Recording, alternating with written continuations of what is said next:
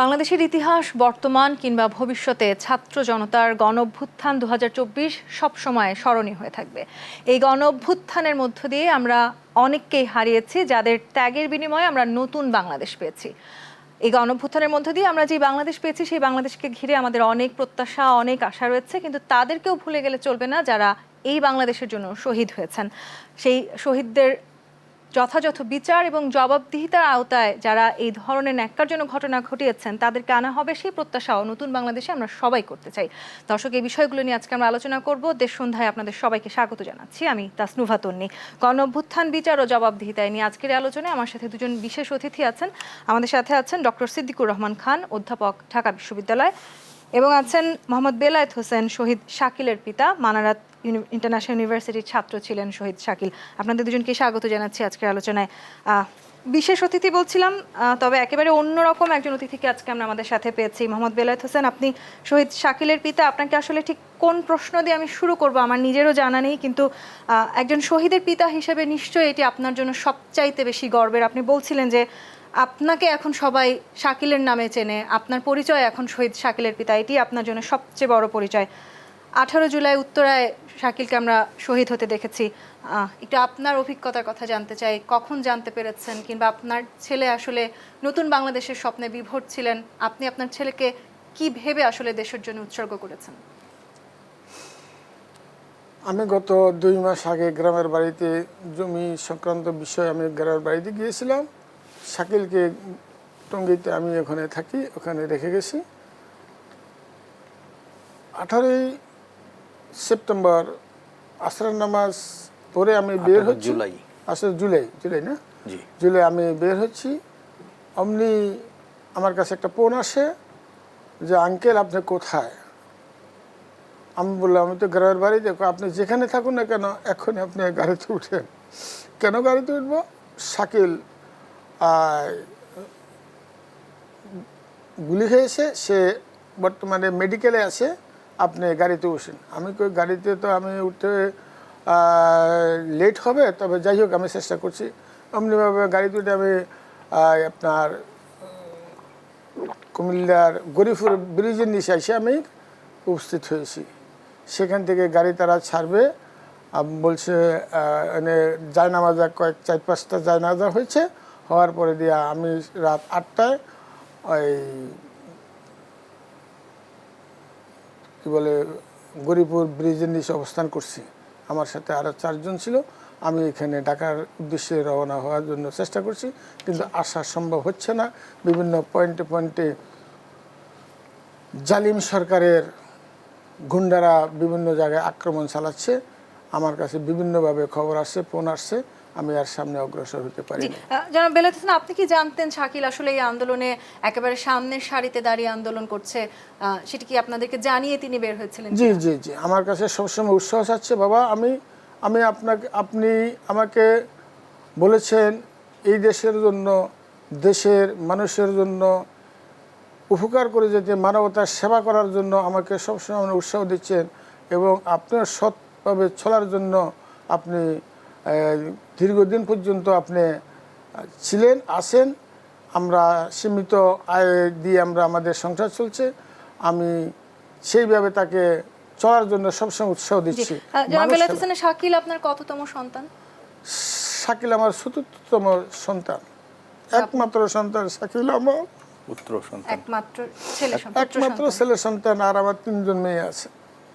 জি, যে পরিস্থিতিতে আসলে শাকিল এই অভ্যুত্থানে যুক্ত হয়েছিলেন, সেই সময়টাতে নিশ্চয়ই আপনাদেরও যথেষ্ট দ্বিধাদ্বন্দ্ব কাজ করেছে। আপনি নিজেও বলছিলেন যে এই সরকারের বিপক্ষে গিয়ে আসলে সব ছাত্রদেরকে কাজ করতে হয়েছে। যে সময়টাতে আসলে শুনলেন শাকিল শহীদ হয়েছেন, সেই সময়কার কথা একটু জানতে চাই। শাকিল যখন মেডিকেলে, তখন সে আমাকে ফোন করলো, শাকিল এই অবস্থায় আছে। আমি বলছি শাকিল কি অসুস্থ, এখনও কি বেঁচে আছে নাকি? তখন সে আর আমাকে কথা রাখতে পারলো। সে আমাকে বলল যে শাকিল আমাদের থেকে বিদায় নিয়ে গেছেন।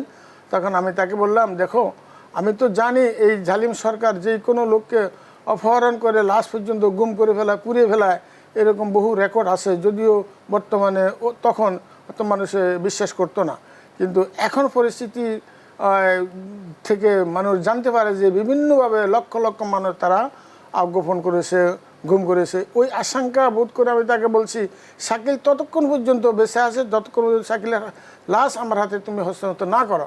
আলহামদুলিল্লাহ সে আমার হাতে শাকিলকে পুষিয়ে দিয়েছে। তখন আমি আমার গ্রামের বাড়িতে তাকে নিয়ে আমি দাফন করেছি শুক্রবারে সকাল 10টায়। জি, ডক্টর সিদ্দিকুর রহমান খান, একটু আপনার কাছে আসতে চাই। যে গণঅভ্যুত্থানের কথা আমরা শুনছিলাম, মোহাম্মদ বেলায়েত হোসেন আসলে আমাদেরকে যেই কথা বলছিলেন, শহীদ শাকিলের যে বর্ণনা আমরা শুনেছি, এরকম আসলে নাম না জানা আরও অনেক শহীদ হয়তো আছেন যাদেরকে এখনও হয়তো আমরা বুঝে উঠতে পারিনি, তারাও দেশের জন্য জীবন দিয়েছেন। এই প্রতিটি হত্যার আসলে বিচার আমাদের প্রয়োজন কিনা, কিংবা যারা এই কাজগুলো করেছেন, কিংবা আমাদের কাছে এখন অনেক ধরনের ফুটেজ কিন্তু আসছে আসলে পুলিশ যেভাবে, কিংবা আইন শৃঙ্খলা রক্ষাকারী বাহিনী যারা আসলে বিগত সরকারের আমলে সরকারের হয়ে কাজ করেছে, তাদেরকে জবাবদিহিতার আওতায় আমরা আনতে পারবো কিনা। ধন্যবাদ তন্নি। আমার সাথে আজকে যিনি যুক্ত আছেন তাকে আমার সালাম, এবং এই অনুষ্ঠান যারা দেখছেন তাদের প্রত্যেকেই আমাদের শুভেচ্ছা। আসলে এই মানে টিভি সেটে এখানে বসে আমি অনেক অনুষ্ঠান আপনাদের সাথে করেছি, কিন্তু আজকের আমার এমন একটা অনুভূতির অনুষ্ঠান।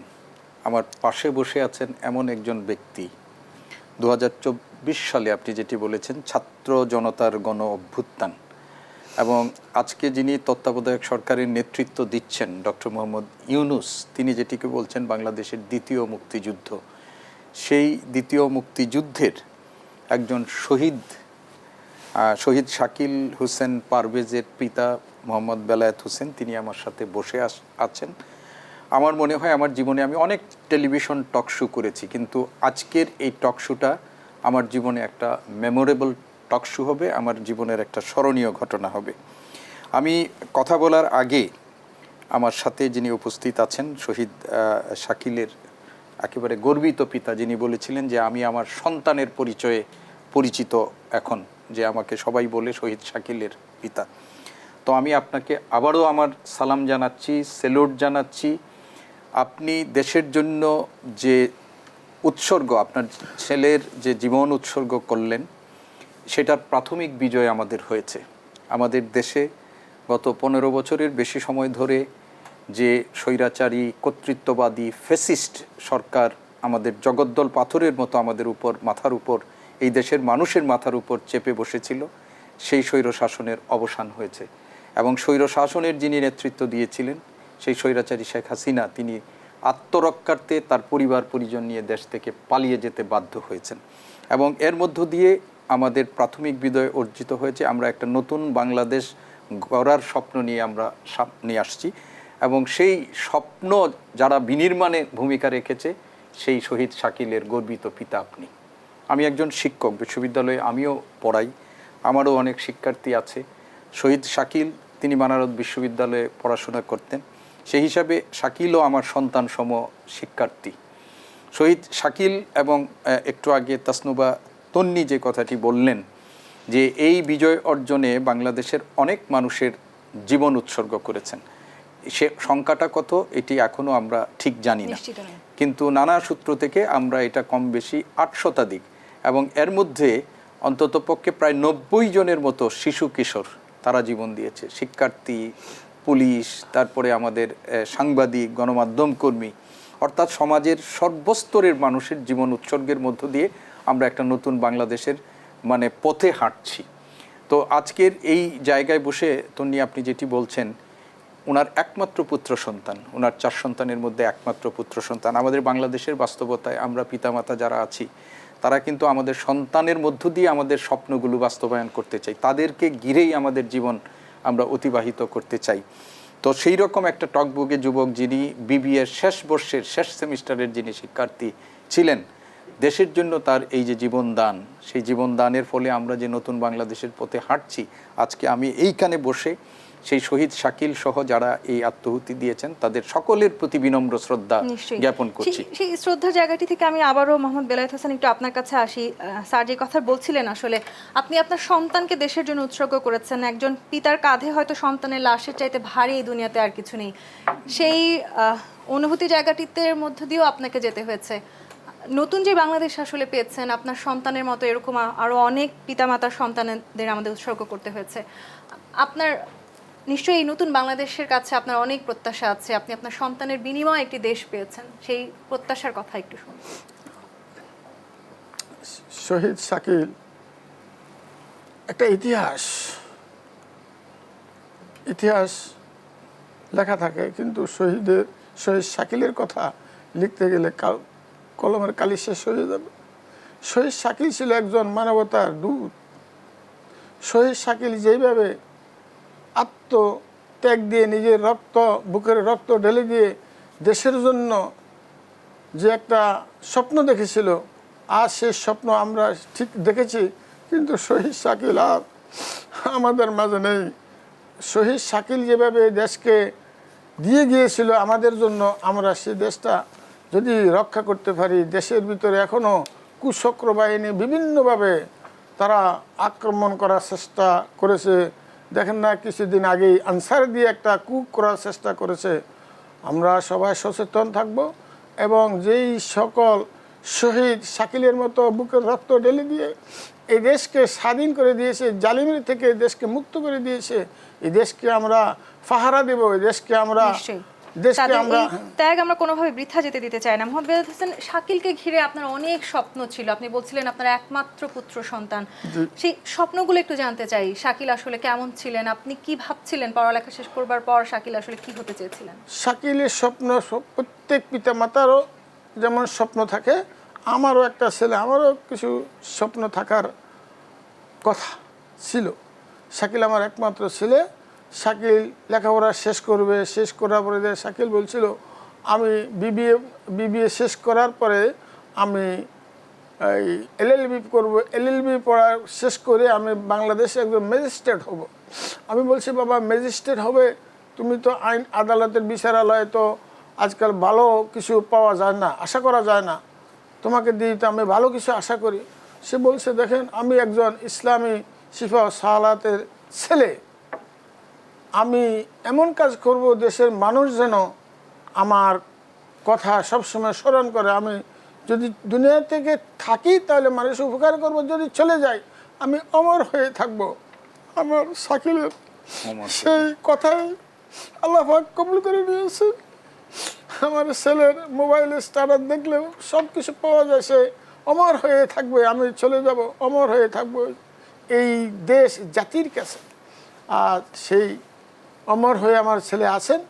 তবে আমি বলতে চাই, শাকিলের মতো যারা প্রাণ দিয়েছেন, দেশের জন্য বুকের রক্ত ঢেলে দিয়েছেন, এই দেশকে যদি আমরা সেইভাবে পরিচালনা করতে পারি, দেশকে সুন্দর একটা রাষ্ট্র হিসাবে আমরা তৈরি করতে পারি, তাহলে এই শহীদের আত্মায় মনে হয় কিছুটা হলো শান্তি পাবে। মোহাম্মদ বেলায়েত হোসেন, যেহেতু শাকিল একমাত্র পুত্র সন্তান ছিল আপনার পরিবারের হাল নিঃসন্দেহে শাকিলেরই ধরার কথা ছিল। সেই সন্তানকে আপনি দেশের স্বার্থে ত্যাগ করেছেন। পুরো দেশ হয়তো এখন আপনার পরিবার, 18 কোটি জনগণ এখন হয়তো আপনার পরিবার। সেই জায়গাটি নিয়ে একটু জানতে চাই, আপনার পরিবারের পারিবারিক অবস্থা এখন শাকিলকে হারানোর পর আসলে কেমন? শাকিলকে হারানোর পরে আমরা সামরিকভাবে আমরা যেটা বলবো সেটা হলো, আমি মানসিকভাবে আমি খুবই দুর্বল, কিন্তু অর্থনৈতিক বিষয়ে আমি বলবো না, যেহেতু এটা হলো একমাত্র আল্লাহ পাকের রিজিকের মালিক। আল্লাহ পাক আসমান থেকে এটা আমাদের জন্য তৈরি করেন। শাকিল চলে গেছে, শাকিলের রিজিক শাকিলে আল্লাহ পাক নিয়ে গেছেন, দুনিয়াতে আর কোনো রিজিক তার নেই, এই জন্য তাকে আল্লাহ নিয়ে গেছে। এখন রিজিকের ব্যবস্থা আল্লাহ পাকে করবেন, তাকে তাওয়াক্কাল তো আল্লাহ, আল্লাহ পাক যখন আমার রিজিকে যা থাকে তাই হবে। আমি শুধুমাত্র এই দেশের কাছে, এই দেশের জনগণের কাছে শুধু শাকিলের জন্য দোয়া কামনা করি, তার জন্য তাকে যেন আল্লাহ পাক জান্নাতুল ফেরদাউস নসিব করে দেন। আমি এই দোয়াই তাদের কাছে। ডক্টর সিদ্দিকুর রহমান খান, আমরা আসলে যে সময়টাতে এখন আছি, আপনি নিশ্চয়ই বুঝতে পারছেন যে একজন শহীদের পিতা, তিনি হয়তো নিজের জন্য এখন কিছুই চান না, শুধুই দেশের জন্যই তিনি চাইছেন। এখনো পর্যন্ত নিজের সন্তানকে হারিয়েও তিনি দেশের কথা ভাবছেন। দেশের জন্য আসলে যেই ত্যাগ হয়েছে, যারা জীবন দিয়েছেন, তারা দেশটিকে ঠিক যেই জায়গাটিতে দেখতে চেয়েছিলেন, আমরা সেখানে নিয়ে যেতে পারবো কিনা, যে গর্বিত পিতার পাশে আসলে আজকে আমরা বসে আছি, সেই দুঃখের ভার আমরা বহন করতে পারবো কিনা। আমি উত্তর নিব, একটি বিরতি নিয়ে ফিরতে হবে। দেশসন্ধ্যায় বিরতি নিয়ে ফিরছি, সাথেই থাকুন।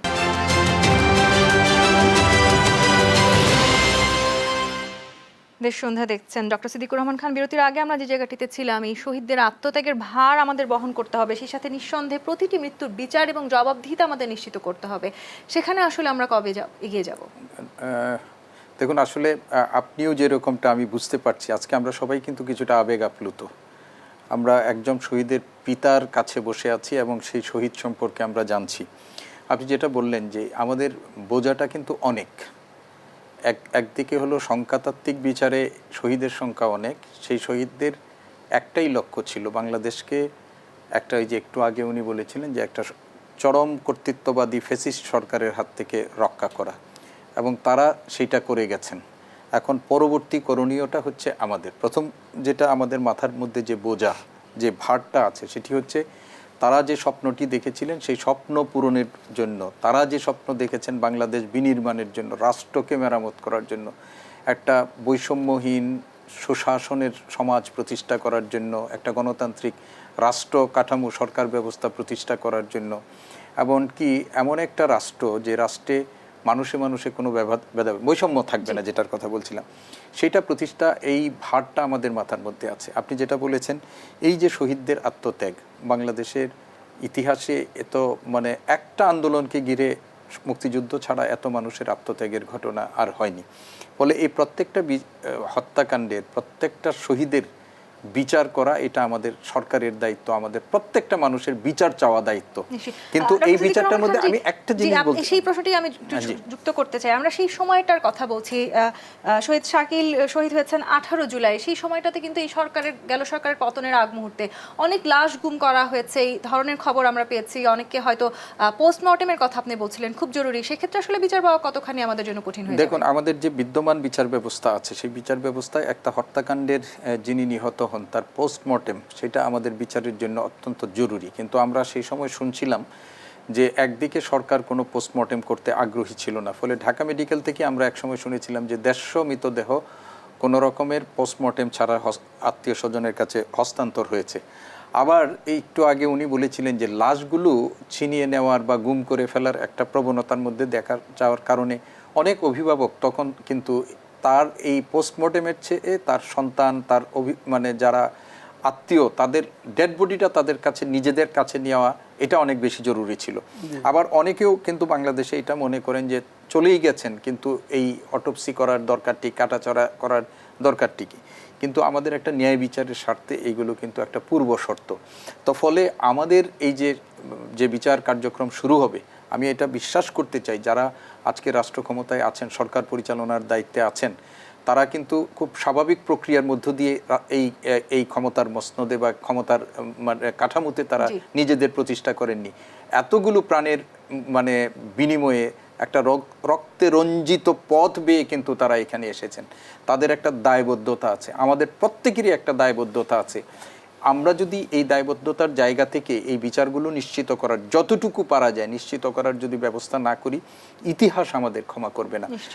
উনি ক্ষমা হয়তো আমাদের করতে পারেন, কারণ উনি তো নিজের সন্তানকেই দেশের জন্য উৎসর্গ করে আছেন, কিন্তু ইতিহাসের কাঠগড়ায় আজকে যারা এর দায়িত্বে আছেন তাদের কখনো ক্ষমা পাবে না। ফলে আমরা চাই এখান থেকে আপনাদের এই অনুষ্ঠানের মাধ্যমে আজকে একজন শহীদের পিতার পাশে দাঁড়িয়ে যে শাকিলের মতো যারা আত্মত্যাগ করেছেন, যারা নিহত হয়েছেন, শাহাদাত বরণ করেছেন, আমাদের প্রচলিত আইনের যদি কোনো রকমের সংশোধনীয় দরকার হয়, তাহলেও যেন এই হত্যাকাণ্ড, প্রতিটা হত্যাকাণ্ডের যেন ন্যায় বিচার হয়। মোহাম্মদ বেলায়েত হোসেন, আবার একটু আপনার কাছে আসতে চাই।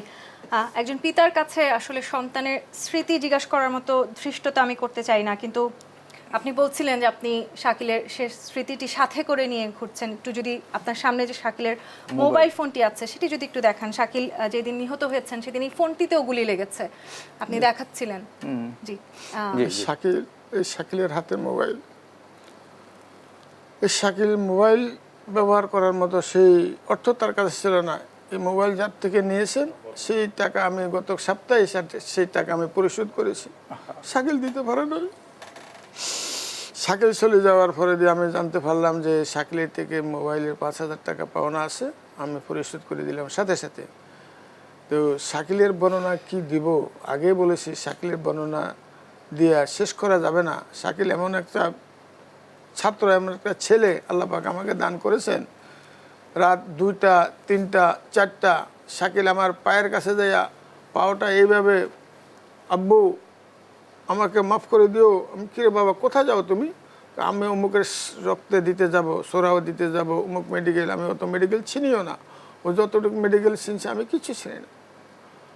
রাত্রে আমি বলতাম তোমার শরীর অসুস্থ, তোমাকে তো ঠিকমতো খাওয়া দাওয়া আমি দিতে পারছি না, তুমি এক তো রক্ত দিতে যাও কেন?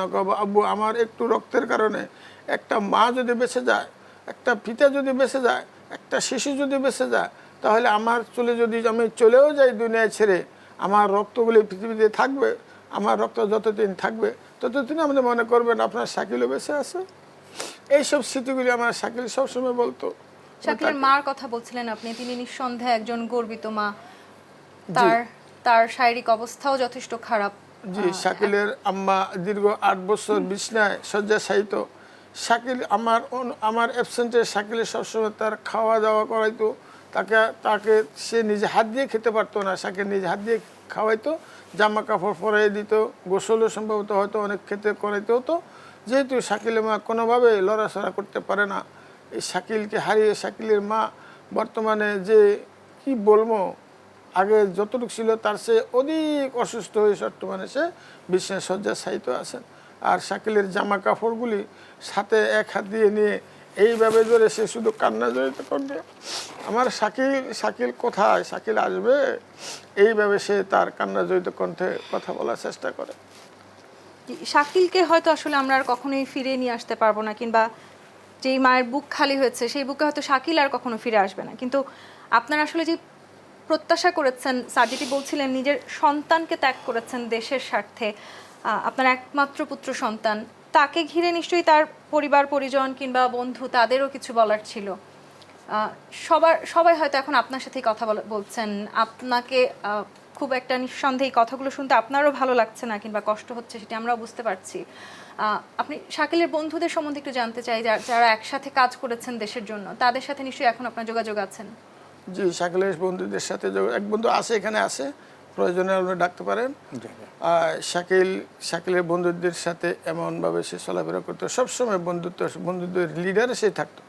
যখন শুনেছেন আসলে শাকিল কিংবা তার যারা সমমনা বন্ধু আছেন, যাদেরকে আমরা জেনজি বলছি, তারা যখন দেশের স্বার্থে এভাবে নিজেকে ত্যাগ করার কথা ভেবেছে, তখন আপনার ভয় লেগেছে কিনা, একবারও ভেবেছেন কিনা যে এই একমাত্র পুত্র সন্তান তাকে আসলে দেশের স্বার্থে ত্যাগ করবেন কিনা?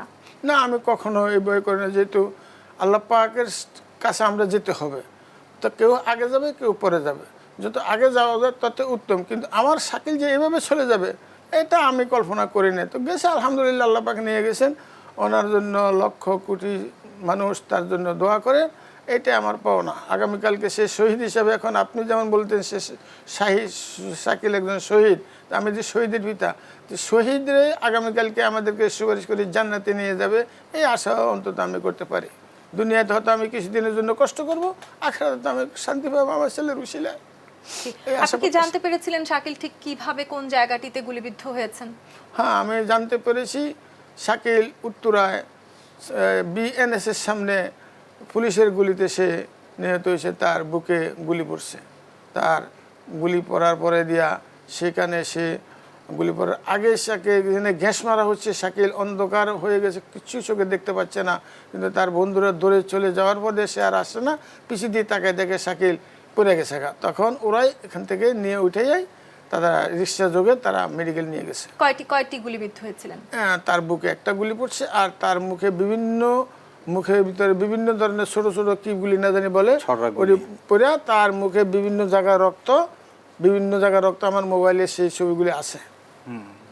ডক্টর সিদ্দিকুর রহমান খান, এই যে আসলে আমরা একটা নৃশংস সময় দেখেছি, নির্বিচারে আসলে একেবারেই নিরস্ত্র ছাত্র, নিশ্চয়ই শাকিল যিনি একজন ছাত্র, তার হাতে কোনো অস্ত্র ছিল না, আমরা দেখেছি নির্বিচারে কিভাবে এই ধরনের ছাত্রদের উপরে গুলি চালানো হয়েছে, সেই জবাবদিহিতার আওতায় আমরা আনতে পারবো কিনা?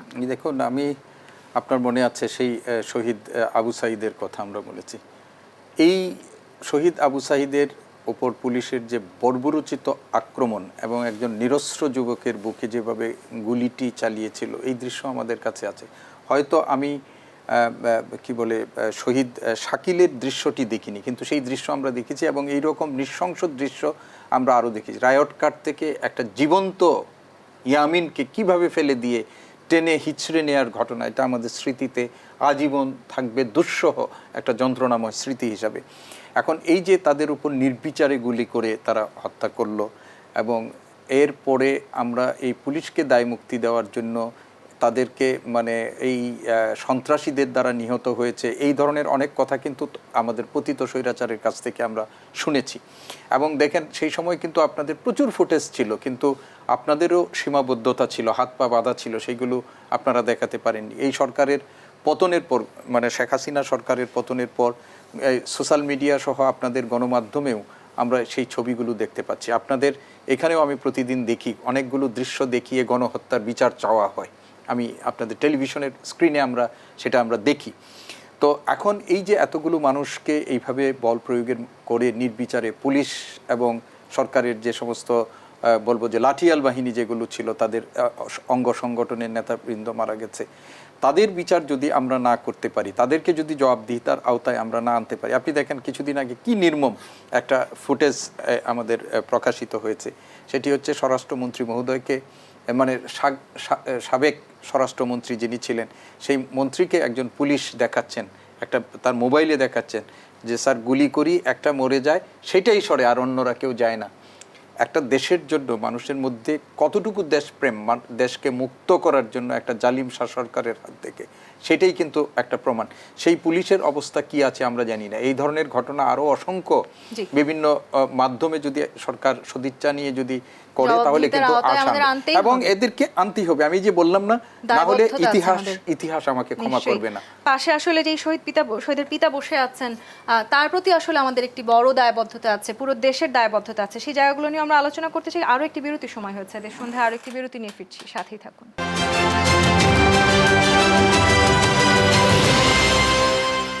দেশ সন্ধ্যা দেখছেন, গণঅভ্যুত্থান বিচার ও জবাবদিহিতা নিয়ে আলোচনা করছিলাম আমরা। মোহাম্মদ বেলায়েত হোসেন, আবার একটু আপনার কাছে আসি। যেই বিগত সরকার কিংবা যে ফ্যাসিস্ট সরকারের জন্য আপনার সন্তানকে প্রাণ দিতে হয়েছে, সেই শেখ হাসিনা সরকার যাদেরকে রাজাকার আখ্যা দেওয়ার চেষ্টা করেছিল, ঠিক তারাই আজকে দেশের জন্য নিজের জীবন উৎসর্গ করেছেন, তারাই দেশের জন্য শহীদ হয়েছেন। এই জায়গাটি নিয়ে একটু আপনার মন্তব্য শুনতে চাই। রাজাকার আলবদত এটা তার আসলে মুখের ভাষ্য। আসলে সে বাংলাদেশে যদি ভয় করতো, জামাত ইসলাম এবং ছাত্র শিবিরকে ভয় করতো, তারা আর কাউকে ভয় করতো না। যদি যেতে হয় তা এই দলের অভ্যুত্থানের উপর সে যেতে হবে, এটা সে জানে। আর এই রাজাকাররাই তাদেরকে, তার ভাষায় রাজাকার। এখন রাজাকার কে, এটা বাংলাদেশের মানুষ নির্ধারণ করবে কে রাজাকার। দেশ ছাড়িয়ে পালিয়ে গেল ইন্দুরের মতো। যেই ফেরিস্ট সরকার, জালিম সরকার, দিন 1টা বাজে, সকাল 10টা, দুপুর 1টা বাজে, তখনও রাজধানীতে কি বলে, আমার বাড়ির সামনে রাস্তা, রোড সারা তাদের দখলে, দেশীয় অস্ত্র নিয়ে, যন্ত্রণা নিয়ে। আমি কোনো রকম খালি গ্রামের ভিতরে ঢুকা মসজিদে নামাজ পড়ি, আছে দিকে রাস্তা ফাঁকা। আল্লাহ পাক এমন একটা স্বাধীন বাংলাদেশকে দান করেছে, এই দেশের এদের রক্তের বিনিময়। এই রাজাকার, ওদেরকে বলা হয় রাজাকার, এবং রাজাকারকে বাংলাদেশ থেকে তথা আওয়ামী দুঃশাসনকে এই দেশে যেন কোনো রকমের রাজনীতি করতে না পারে, এবং বাংলাদেশের একটা বিশিষ্ট দলকে সে নিবন্ধন বাতিল করেছে। আমি গত 2 দিন আগেও আমার মোবাইলে পোস্ট দিছি যে বাংলাদেশ থেকে আওয়ামী লীগের নিবন্ধন বাতিল করা হোক। অতএব বাংলাদেশে কোনো তাদের রাজনীতি করার কোনো অধিকার নেই। অতএব তাদেরকে বাংলাদেশ থেকে এই নিবন্ধন বাতিল করে বাংলাদেশ থেকে তাদেরকে বিতাড়িত করা হোক, এবং তাদেরকে দেশ ত্যাগ যেভাবে করতে পারে বাংলাদেশ থেকে তাদেরকে বিতাড়িত করা হোক। কথাই ডক্টর সিদ্দিকুর রহমান খান, যে ভয়াবহ অসম্মান এবং অনিশ্চয়তার মধ্য দিয়ে আসলে এই ছাত্র জনতার গণঅভ্যুত্থান আমাদেরকে বের করে নিয়ে এসেছে, সেই ধারা আমাদেরকে অব্যাহত রাখতে হবে। আমরা অনেক ধরনের নির্যাতন নিপীড়ন সহ্য করেছি, সেখান থেকে আমাদের বেরিয়ে আসতে হবে, বৈষম্যতার বাইরে আসতে হবে আমাদের। সেই জায়গাগুলো নিয়ে একটু আপনার প্রত্যাশা জানতে চাই। আমার প্রত্যাশাটা হচ্ছে যে সরকার এখন দায়িত্ব পালন করছেন, তাদের বয়স 20 দিনও হয়নি, 16 বছরের জঞ্জাল তো তাদের মাথার উপর। সেই জঞ্জাল সরানোর জন্য তারা, আমি ব্যক্তিগতভাবে মনে করি ডক্টর মোহাম্মদ ইউনূসের তার যে ব্যক্তিগত ক্যারিশমা, এর সাথে তার সরকারে যারা যুক্ত আছেন তারা প্রত্যেকেই আন্তরিকভাবে কাজ করছেন এবং করবেন। এবং আমি আবারও এই কথাটি বলবো যে আমার পাশে যে শহীদ বাবা বসে আছেন, উনি তো একজনের বাবা না, এরকম হাজারটা শহীদের বাবা বাংলাদেশে, এবং প্রত্যেকেরই মনের মধ্যে একটা আকুতি আছে যে তাদের সন্তান যে আত্মত্যাগ করলো, সেই সন্তান আত্মত্যাগ কিসের জন্য করলো? সেটা হচ্ছে যে আমাদের দেশকে একটি মানে বৈষম্যমুক্ত সুশাসন, সামাজিক সুশাসন, রাজনৈতিক সুশাসন, অর্থনৈতিক ক্ষেত্রে যে লুটেরাদের মানে দখলে যে আমাদের দেশ গিয়েছিল, সেইখান থেকে রক্ষা করে মানুষের যে জীবনযাত্রার মান উন্নয়ন সহ সকল মানুষের জন্য একটা বাসযোগ্য বাংলাদেশ, যেখানে কোনো ভীতি থাকবে না, যেখানে কোনো দুঃশাসনের রক্তচক্ষু থাকবে না, যেখানে এই দেশের মানুষ মানে নির্বিঘ্নে বসবাস করতে পারবে, এই প্রত্যাশাটা আমরা রাখছি এবং এই সরকার সেই প্রত্যাশা পূরণের দায়বদ্ধ এবং তাদেরকে আমরা সহযোগিতা করব এরকম একটা বাংলাদেশ। বিশেষ অতিথিকে আমরা পেয়েছি, তার কথা দিয়ে শেষ করতে চাই। মোহাম্মদ বেলায়েত হোসেন, সন্তান হারানোর শোক কাটিয়ে ওঠা সম্ভব নয়, কিন্তু সেই সন্তান এখন শক্তি, 18 কোটি মানুষের শক্তি। আপনি বলছিলেন যে আপনাকে এখন সবাই বাবা ডাকে, শাকিলে যারা পরিচিত জন আছেন, শাকিলের মাকে প্রত্যেকে মা ডাকছেন। শেষ কথাটা আপনার কাছ থেকে শুনে বিদায় নিতে চাই আমি। শেষ কথা হলো, এই জাতির কাছে আমি আশা করি, দাবি করছি, আপনারা যে যার জায়গা থেকে আপনারা আপনাদের দায়িত্ব পালন করুন, কোনো রকম যেন বাংলাদেশে বিশৃঙ্খলার সৃষ্টি করতে না পারে। যেহেতু আমি আগেও বলছি, তারা খাপ মেরে বিভিন্ন পয়েন্টে তারা চেষ্টা করছে এই দেশকে ধ্বংসের দ্বারপ্রান্তে নেওয়ার জন্য। বহু কৌশল তারা করবে, আমরা কোনো কৌশলের কাছে হার মানব না। জি, আপনার সন্তান যে দেশের জন্য আত্মত্যাগ করেছে, সেটি নিয়ে আপনার মনে আর কোনো কষ্ট আছে কি? না, আমার কোনো, আলহামদুলিল্লাহ, আল্লাহ পাক আমাকেও যেতে হবে। আমার আগে হয়তো, তার আগে আমি হয়তো যেতাম, কিন্তু আল্লাহ পাক তাকে যেন পছন্দ করেছেন, এর বিনিময় এই দেশকে আল্লাহ পাক যেন একটা শান্তির বন্যা বয়ে দিতে পারে, এই প্রত্যাশা আমি জাতির কাছে রেখে আপনারা সবাই আমার জন্য দোয়া করবেন। আসলে শুধু শাকিল নয়, শাহিদের মতো প্রত্যেক শহীদের ত্যাগ বাংলাদেশের বুকে শক্তি হয়ে ফিরে আসবে। সবাই আমরা এক হয়ে থাকবো, এই প্রত্যাশা রেখে শেষ করতে চাই। ডক্টর সিদ্দিকুর রহমান খান এবং মোহাম্মদ বেলায়েত হোসেন, অসংখ্য ধন্যবাদ আমাদেরকে সময় দেওয়ার জন্য। দর্শক, আগামী পর্ব দেখবার আমন্ত্রণ রইল। ধন্যবাদ এতক্ষণ সাথে থাকার জন্য। অনেক অনেক ধন্যবাদ।